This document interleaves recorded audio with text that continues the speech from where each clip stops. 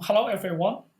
Welcome to the Fuqua Linking Live series, where Fuqua faculty are coming live to you on linking on the first Wednesday of each month at 12:30 p.m. Eastern Time.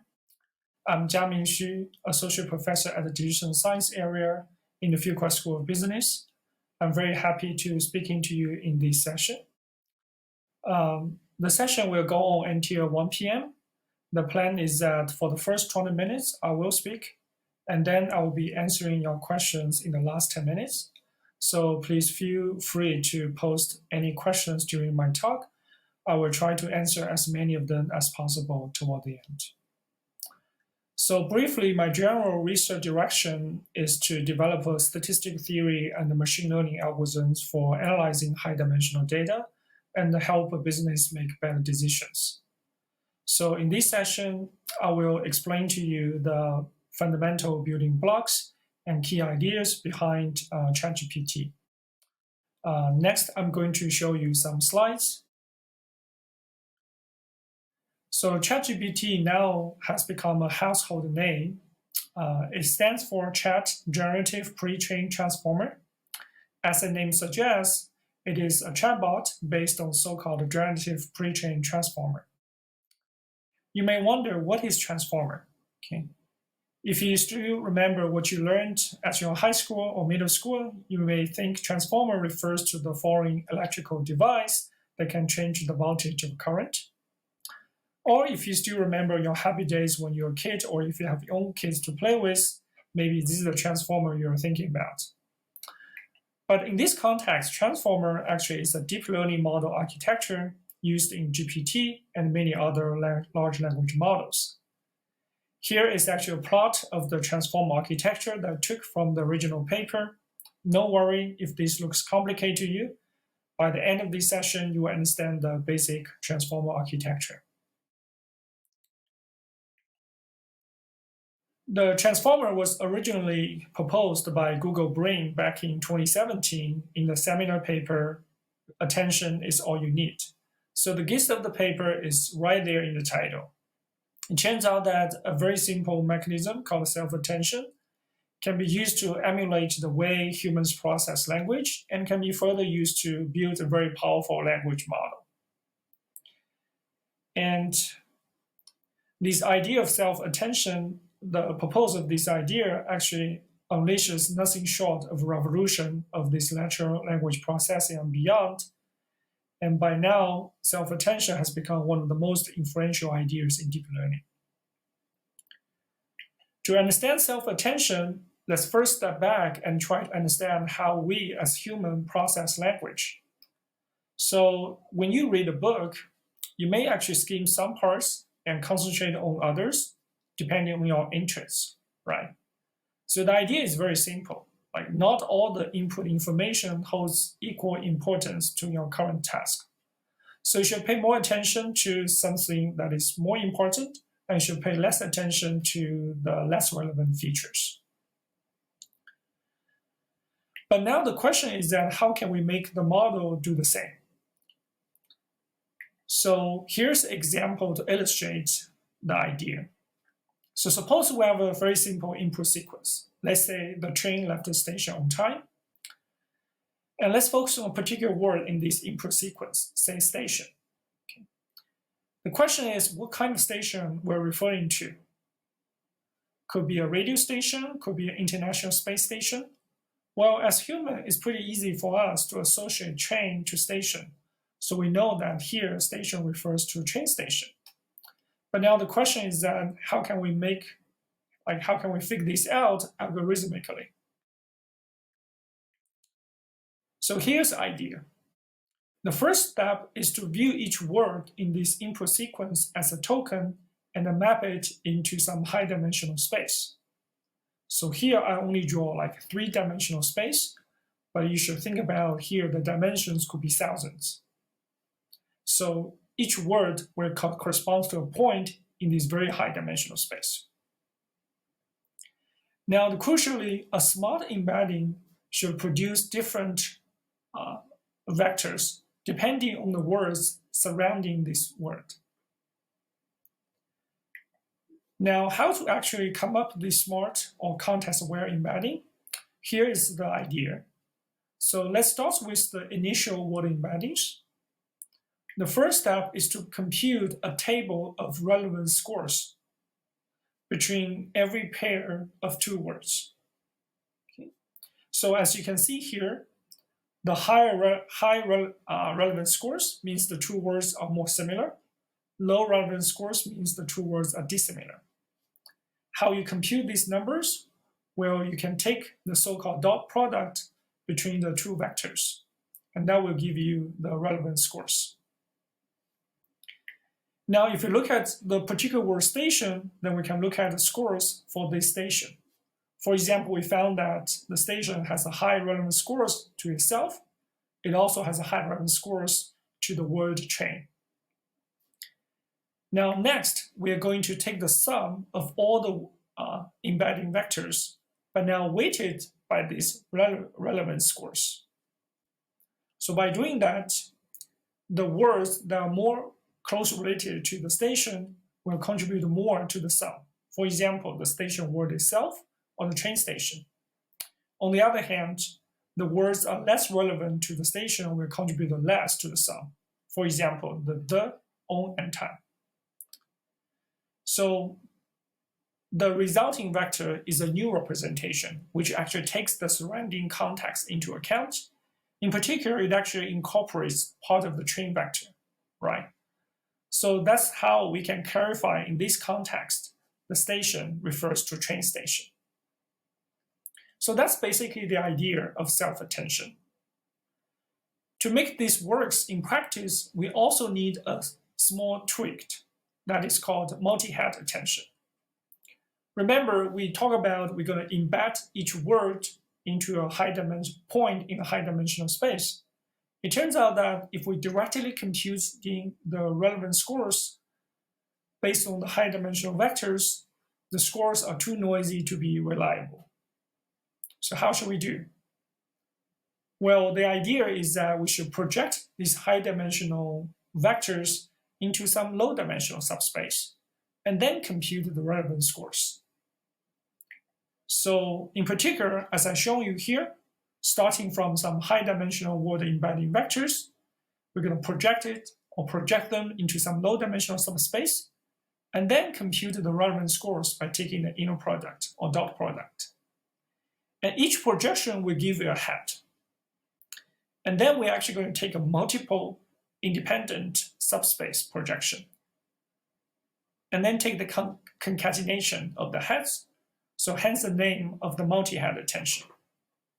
So the high-level idea is that each projection captures some feature of the word embedding vector, and collectively, different projections will capture the whole feature of the word embedding vector. So that's the idea of the multi-head attention. Now, if we see the adding a projection is useful, why not adding additional projection to the output of this multi-head attention? This turns out to be a great idea. So together, these bells and whistles actually form the basic architecture of the transformer. So transformer often has two components. One is called encoder, which aims to produce this context-aware embedding that we talk about. It consists of multi-head attention, followed by a so-called feed-forward neural network. So the feed-forward neural network you should think about is just some projection. And then you're going to stack multiple encoders on top of each other, and that gives you the transformer encoder. Okay. The other component of transformer is called transformer decoder, which actually aims to predict the next word given an input sequence. So the architecture is almost the same as the encoder, but with an additional layer called the encoder-decoder attention layer, with the encoder outputs as the input. So while doing that, this encoder-decoder attention can identify the words in these encoder outputs that are most relevant to the target word it's currently predicting. Okay. So now, once again, you can stack multiple decoders on top of each other and followed by a linear and softmax layers and output the probabilities for the next word that you're trying to predict. So that's basic architecture of the transformer decoder. And as we will see, this decoder will be a key building block in GPT and large language models. So here's a quick summary of the transformer before we continue. We've seen that self-attention is just a way to create this so-called context-aware word representations. It's the basis for the transformer architecture. The transformer actually can capture the so-called long-range dependencies within the input sequence. To see that, imagine we input a very long paragraph to the transformer. Now, if we look at two words that are very far apart, we can, through this self-attention, we can still compute the relevant scores and capture the long-range dependencies, even the two words are very far apart. Another thing is that if we input a very long paragraph, the transformer will output the word embedding for every word in this paragraph. So this sequence-to-sequence architecture enables fast parallel computation, especially with the power of GPU. So that's the reason why later we'll see that the transformer-based large language models, even they are very complex, you can still efficiently train them with using GPU. The careful audience may also notice that our current discussions completely ignore the ordering information within the input sequence. So say if you randomly permute the words within an input sequence, the output of the transformer is exactly the same. But you could use this so-called positional encoding to re-inject the ordering information. But this is some technical details I'm not going to talk in detail for the sake of time. So now once I understand the transformer, now let's actually try to see how language model work. So the language model could be huge, complex, but the goal is very simple. You just try to compute the probability of the next word. So here's a diagram to illustrate how this works. So with some initial text as the input, some long language model will output a probability distribution of the next word over the entire vocabulary. And then by sampling from this probability distribution, we get the predicted next word. And this predicted next word is further fed back into the input sequence and to the language model and to predict and to come up with the next predicted word. And this process iterates. So that's basically how for the ChatGPT responds to our response. Now the question is that how to come up this language model that can accurately predict the next word. The idea is to use transformer. Okay, so basically we can stack multiple transformer decoders on top of each other and train them to predict the next word. And with sufficient many layers of the decoders and with a sufficient large amount of training data, then this transformer decoder, after training, will be capable of predicting the next word accurately. Note that here we see that the large language models are nothing but a transformer decoder trained to predict the next word. And note that here, this prediction is not based on facts. It's actually based on some statistical relationships among the words. So that's why sometimes this prediction can be unreliable. So that's the reason why sometimes we see the ChatGPT gives nonsensical answers. Here is actually a quick overview of the evolution of the GPT family. It go back to 2018, where GPT-1 was announced with 12 layers, like 12 layers of decoders and 12 heads. Remember, heads are the projections in this multi-head attention. In total, it has 120 million parameters. It was trained on 4.5 gigabyte training data. Then in 2019, GPT-2 was proposed with 48 layers, 25 heads. In total, it has 1.5 billion parameters. It was trained on 40 gigabyte training data. Then in 2020, we have GPT-3 with even more layers and heads and the parameters and training data. So GPT 3.5 is actually has the same architecture as the GPT-3, but with additional training data coming from GitHub. And our Chat GPT is actually an optimized version of GPT 3.5 with additional interactive chatbot added. Earlier this year, OpenAI announced GPT-4. Unfortunately, it's not open source, so we don't know exact architecture, but it is speculated to have 500 billion or 1T parameters. So OpenAI's ChatGPT actually has drawn users at a feverish pace, and actually spurred many big tech companies to join the arm race to release their own chatbots. Notably, for example, the Google Spark or Meta's Llama. Now, let me actually talk a little bit about some potential applications of large language models and GPT.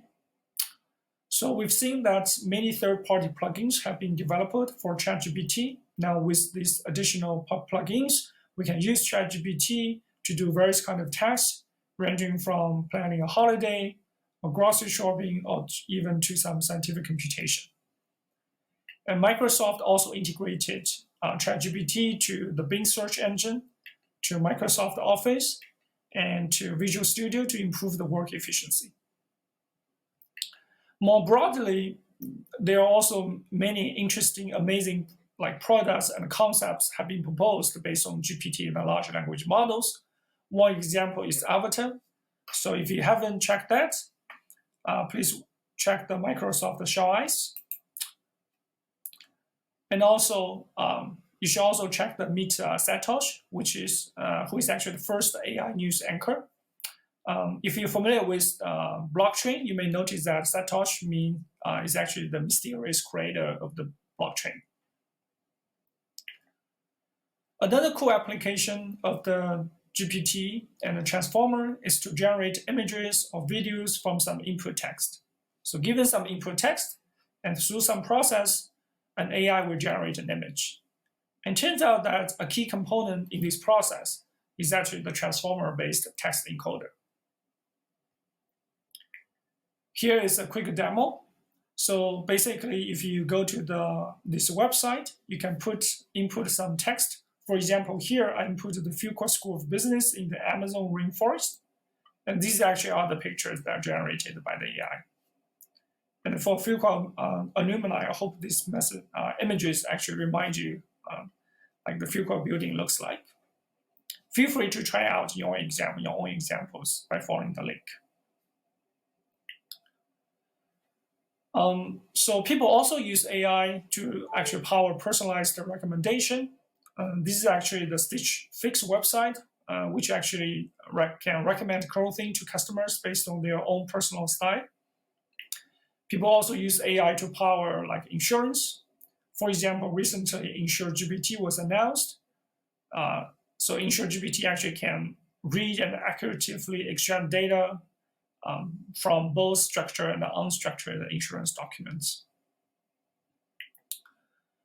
I should also say that the GPT and the large language models also raise many issues and concerns.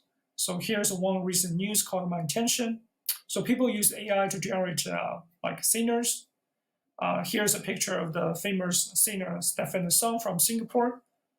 So basically, people use AI to mimic her voice and style to sing other songs, and those songs actually gone viral back in China and has led to many discussions about copyrights and whether AI singers will replace actual singers one day in the future. There are also many additional applications of transformer and the large language models that I don't have time to cover. For example, in machine translation, where you want to translate one language to the other, the transformer actually totally changed the game in this application. Another interesting application is the sentiment analysis, where here, suppose you have some reviews, you want to figure out whether the sentiment is positive or negative. You can use a transformer to classify them. And then based on that, you can recommend restaurants or even stocks. People also use transformer-based model to summarize text, recommend contents, or generate music. And the list actually continues to grow. Let me actually wrap up my presentation by emphasizing some key takeaway messages. First, remember the letter T in ChatGPT actually stands for transformer. The core idea of the transformer is this self-attention that I just explained. It emulates the ways humans process language by selectively focusing on different parts of the sentence and their relationship to the other parts.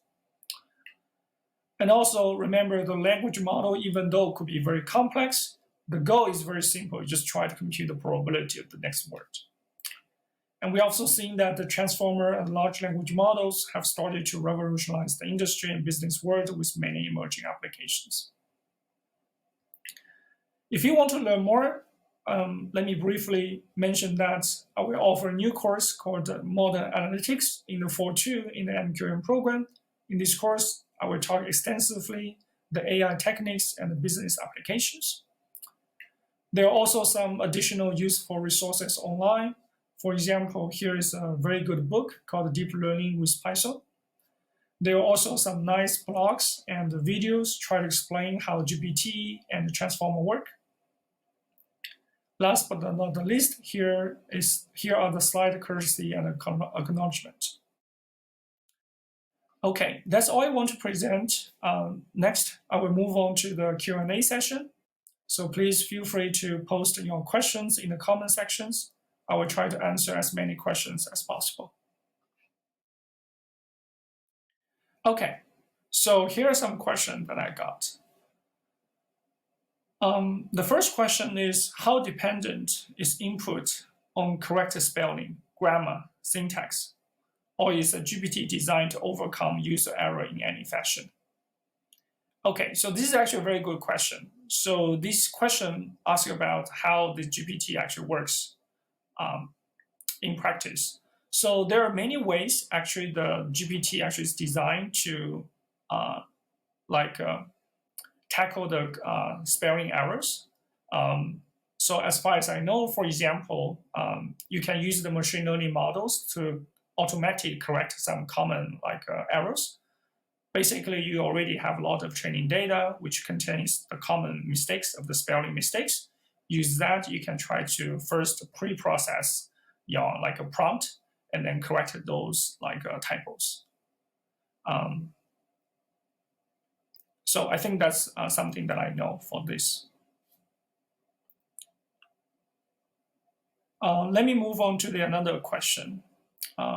So the question is about, before transformers, recurrent neural networks was the main architecture that was used for dealing with text.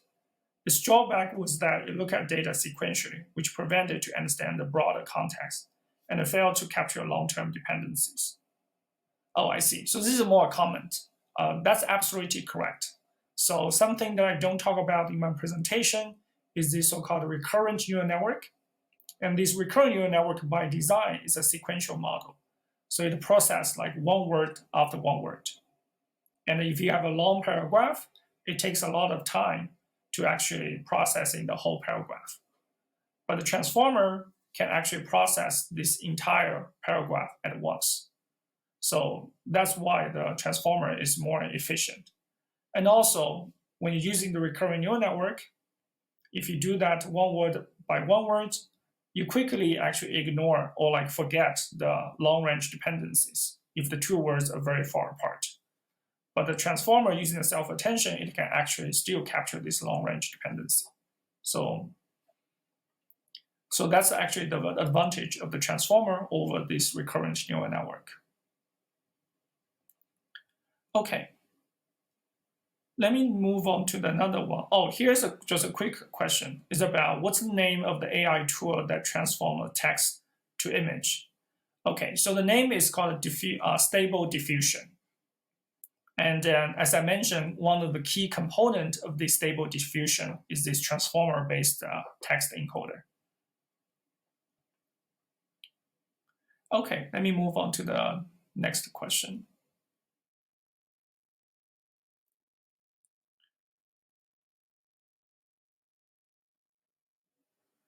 Oh, I guess this is a comment again. So it's about some popular misconception: more parameters and tokens equals better language model. That is not true. A recent study by Stanford and UC Berkeley has put a spotlight on this. In very crude terms, what it means is that if I make the language model better in terms of its conversational capability, maybe its mathematical capability, might get reduced. So performance gain in one area results decline in another area. Yeah, I think I agree with this comment. So Like just means like just like if you have more parameters, that doesn't mean you have a better language model. So the architecture of the model also plays a significant role. So for example, this idea of self-attention definitely is very important for the design of the transformer model. Okay, so here's another question. What do you see as the biggest strengths and weakness and limitations of the ChatGPT model of AI? Okay, so this talks about some strengths or weakness or limitation of ChatGPT in terms of AI. So I think this is actually a very good question. So one thing is that the ChatGPT, even though we see great success, but we should also be realistic. It's not actually performing very well in all of these different areas. For example, one of the key challenge for this AI or ChatGPT in particular is the reliability. So because if you want to turn this AI capability into some customer-facing product, you want the model to be reliable, right? In fact, as far as I know, the Stack Overflow, actually one of the largest question answer online forum, so they actually temporarily banned the use of ChatGPT because they found that the answers generated by ChatGPT often have a relatively poor quality. And then those answers are flooding the forum. It just takes them too much time to verify each of these answers. So they have to temporarily ban the use of the ChatGPT. So this example definitely shows some limitation of this ChatGPT. But on the other hand, we should also see that in many other sectors, the ChatGPT and in general AI has already achieved superhuman performance. For example, in this image classification, or in playing game, or predicting the folding pattern of the proteins. So overall, I think we should be like realistic about the capability of AI, not too optimistic, not too pessimistic.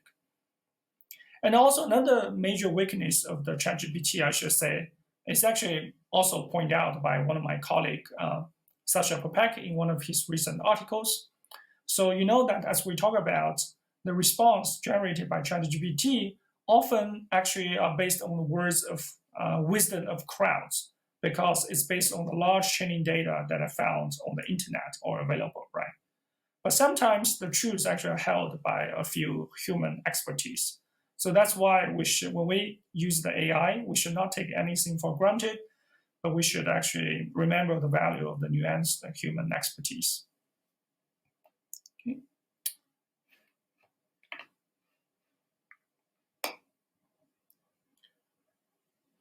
Let me move on to another question.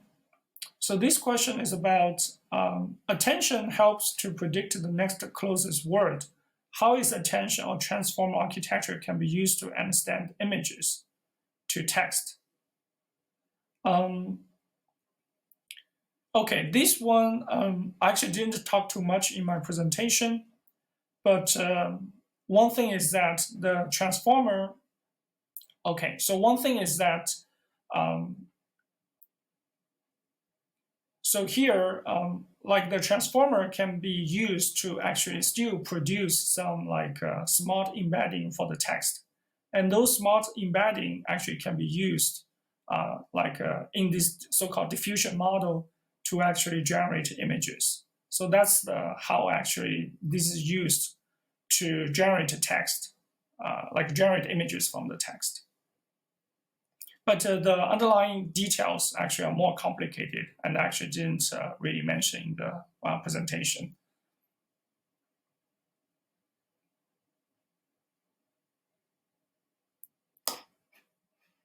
So here's another question. This has been a great session. So the transformer work of the history data sets. So does this preclude ChatGPT from developing truly original content? I think this is, okay. So the answer here is yes or no. So indeed, the transformer work off based on the historical data sets. So that's why, to some extent, I mean, like these models are trained based on a historical data set.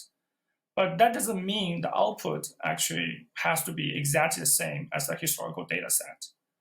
Because, you know, for example, something that I didn't emphasize a lot is that the output of the language model is some probability distribution of the next word, right? And then you're going to sample from this probability distribution randomly. So you're actually going to randomly generate a word. And these actually sometimes give you some creation. So in other words, if you have the historical data, so the predicted outcome may not be exactly the same as the historical data.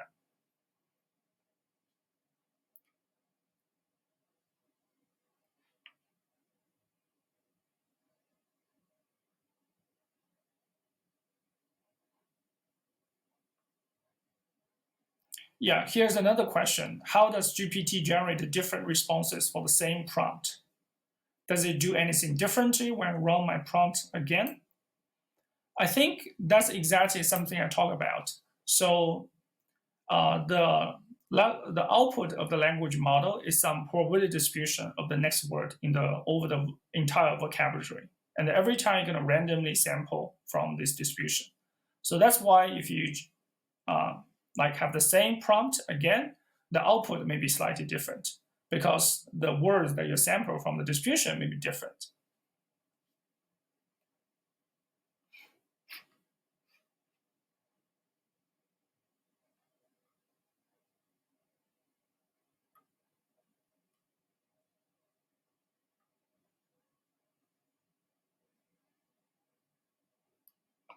Here's another great question. So the question is about when companies want to utilize ChatGPT, will they be utilizing the exact ChatGPT model, or are they creating a different version or hybrid that is more specific to their company?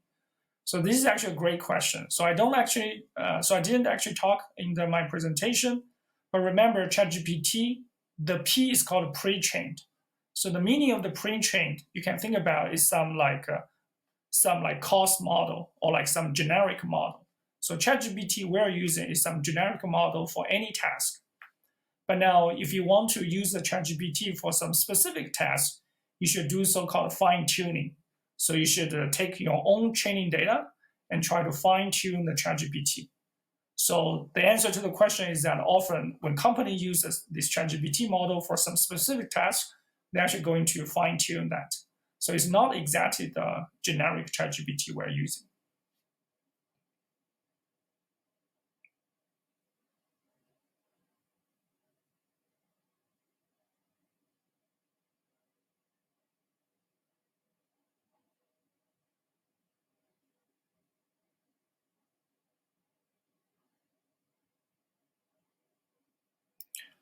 So here's actually a last question. So is there a way to check how frequent information or misinformation is presented in the internet to influence ChatGPT's response? This is a great question, but unfortunately, I actually don't know the answer. So one thing is that I should admit is that even I explained the ideas behind the ChatGPT, but the parameters in the training, like what are the values of the parameters, are very difficult to actually understand from a theoretical point of view. So in fact, even nowadays, it's still an open problem, like try to interpret how exactly the model is doing. Even though we have a pretty good understanding about the idea, but how the model is trained to predict, so that's still an open, it's really like active research So in particular, like how can we check, how to check this misinformation is presented to influence ChatGPT response? I think this is a great research question.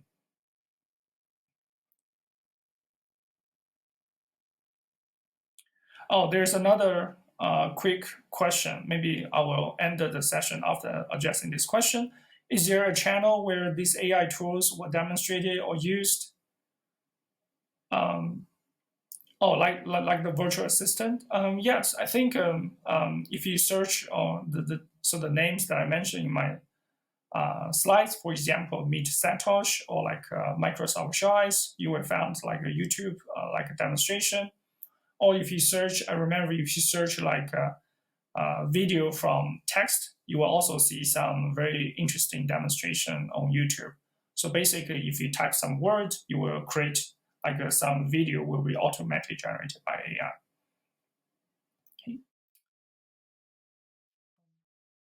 Okay, I think that's all I want to address. I think that's about the time. So let me actually conclude my session here. So thanks again for your attending this session. I just want to say the Fuqua linking live series will be back on September 6th. If you haven't done so, please follow us on LinkedIn and stay to be alerted to this and other events. Thank you for your attention.